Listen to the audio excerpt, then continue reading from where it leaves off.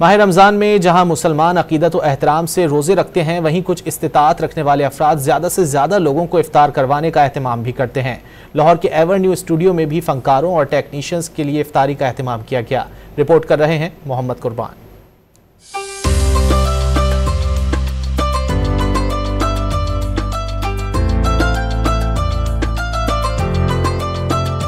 लंबे लंबे दस्तरख्वान, सलीके से रखे अनवाओ इकसाम के फल, ये सब हिस्सा है एवर न्यू स्टूडियो में दी जाने वाली इफ्तारी का, जिसका एहतमाम मारूफ फिल्म साज और हदायतकार मलिक याकूब नूर ने किया।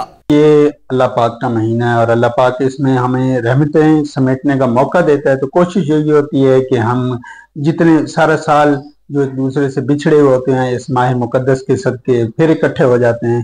फनकारों का कहना था कि रोजे का फलसफा भी यही है कि भूख प्यास बर्दाश्त करके दिल में ऐसे लोगों का एहसास पैदा हो जो साल भर ऐसी ही कैफियत में शबो रोज गुजारते हैं। खजूरें नजर आ रही हैं, केले नजर आ रहे हैं, फ्रूट नजर आ रहा है, भरपूर अफ्तारी होगी। सब दोस्त भाइयों से मुलाकात हुई है, सब लोग आए हुए हैं। एक ही सब में खड़े हो गए, महमूद आयात, ना कोई बंदा रहा ना कोई बंदा नवाज, कि जितने एक्स्ट्रा है टेक्नीशियन है सारे गरीब लोग हैं।